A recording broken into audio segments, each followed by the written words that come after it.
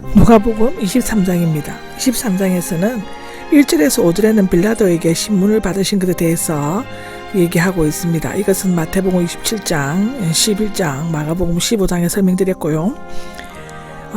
빌라도 앞으로 끌고 갔다가 나오는데, 이제 공의의 종교재판은 빌라도의 사회재판으로 옮겨졌는데, 원래 유대인 공의회의 밤에 예수님이 하나님의 아들이라고 말함으로써 신성을 못 오겠다는 근거를 들어 사형을 선고했지만, 그들은 사형을 결의하여 집행할 수 없었기 때문에 로마 정부의 반란을 깨했다는 제목을 붙여 실제 사형권을 가진 빌라도에게 넘겨야만 했다고 합니다.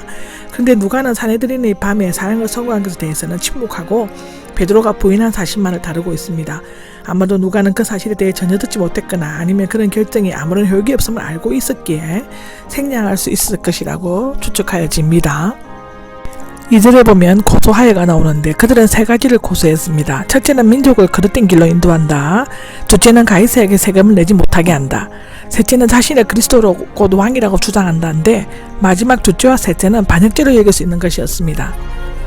로마 정부는 낭비와 사치의 로마 제국을 유지하는 데 필요한 세금을 납부하지 않거나 정치적으로 반란을 일으키는 일은 결코 용납하지 않았습니다. 유도의 지도자들은 빌라도가 자신의 고소 내용을 듣게 되면 마음이 크게 움직일 것이라고 확신하였습니다. 그러나 그들의 고소는 터무니없는 거짓이었습니다. 첫째로는 그런 민족을 그릇된 길로 인도하지 않았으며 모세의 율법을 폐하러 온 것이 아니라 완전케 하러 왔다고 말씀하셨습니다. 마태복음 5장 17절에 나오죠. 그들은 백성들을 그릇된 길로 인도하는 것이 치안의 어지럽음을 일임을 은근히 암시했습니다.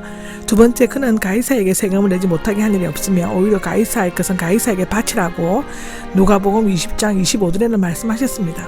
세 번째는 예수님께서는 자신이 메시아 즉 그리스도와 왕이라는 사실을 부인하지 않으셨습니다. 그러나 내용적으로는 정반대였습니다. 왜냐하면 예수님의 왕권은 정치적인 것이 아니라 이 세상의 것과는 다른 영적인 것이었기 때문이죠. 요한복음 18장 36절에서 37절에 나옵니다. 그들은 빌라도가 예수를 정치적인 왕으로 생각해 주기를 원했습니다. 한마디로 산헤드린 공의회원들은 제출한 고소 내용을 모두 거짓되고 악랄한 것이었습니다. 3절에는 당신이 유대인의 왕이요 라고 고소 내용을 들은 빌라도는 세 번째 내용만을 물었는데, 그것은 그가 첫 번째와 두 번째 내용은 큰 문제가 없다고 생각했기 때문이었을 것입니다. 인친 대명사가 강조적 위치에 맨 앞에 나온 것은 예수님의 외모와 옷차림이 그런 주장과는 전혀 어울리지 않았다는 것을 은연중에 나타내기 위함입니다. 아니, 당신 같은 사람이 유대인의 왕이란 말인가? 일단 물었죠. 내가 말하였던데 동의를 표하는 것으로 이해되지만 인칭 대명사의 의미를 살려 그 말은 내 말이다, 즉 질문과 반대되는 어떤 뜻이 내포되어 있습니다. 자세한 것은 마태복음 27장 11절에 말씀드렸습니다. 4절에는 아무런 죄도 찾지 못하겠소가 나오는데, 법정 용어로서 무죄를 선고하는 것과 같은 것입니다. 빌라도는 예수님의 긍정적이고 솔직한 답변을 듣고 그의 무죄를 확신하였죠. 그 배후에는 경건한 유대인 아내의 꿈 이야기와 충고도 있었을 것입니다. 마태복음 27장 19절에서 20절에 나옵니다.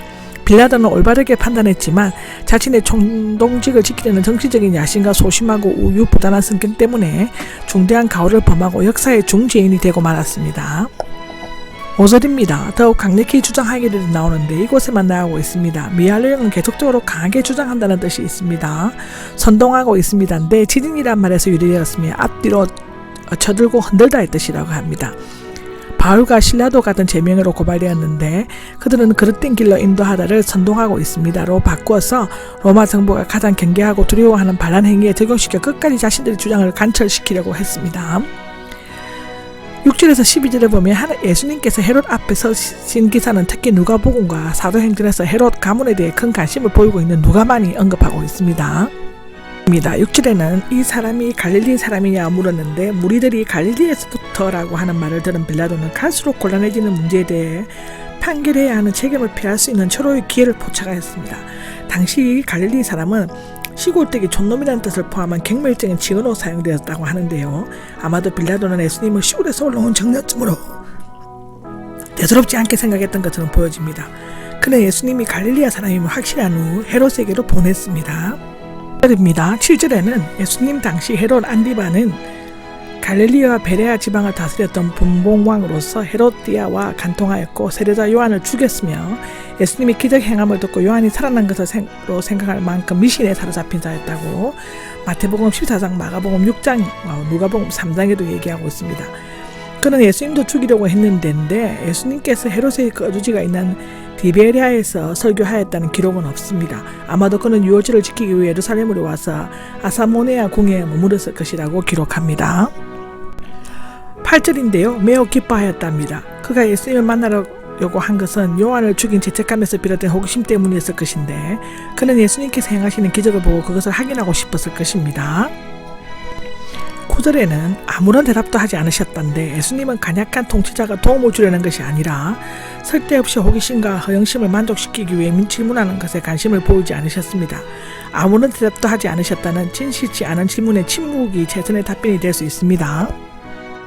10절에는 결렬하게 고발하였다는데 결렬은 화를 힘껏 당기는 것에서 비롯되었다고 합니다. 숨막히도록 긴장한 상태를 나타내고 여기에서는 거짓 제목을 들어 맹렬하고 고발하고 종교주자들과 아무 말씀도 하지 않으시는 예수님과 크게 대조되고 있습니다. 역시 그들에게 답변하는 것이 아무런 소용이 없기 때문에 예수님께서는 계속 침묵하고 지키셨습니다. 11절입니다. 11절에는 무시하고 조롱한 다음인데 헤롯은 예수님의 침묵이 자신을 조롱하고 무시하는 줄 알고 군인들과 함께 복수하는 의미로 예수님을 무시하고 즉 아무것도 아닌 것으로 여기고 극도로 모욕하고 모욕적으로 대했다고 합니다. 조롱한 다음 화려한 옷, 즉 당시 고위직위를 맡았던 사람들이 입던 은실로 짠 흰옷을 입혔다고 합니다. 이것은 예수님이 자신이 왕이라고 했다고 고소 내용을 빗대어 자칭 왕으로 조롱하기 위한 행동이었다고 합니다. 12절입니다. 12절에는 서로 친구가 되었답니다. 헤롯과 빌라도는 행정 관할권을 놓고 늘 대결하였는데 빌라도가 갈릴리인들을 죽인 것 때문에 서로 감정이 상해 있을 것이라고 누가복음 13장 1절에 얘기하고 있죠. 그러나 예수님을 신문하고 처형하는 데는 친구처럼 협력하였습니다.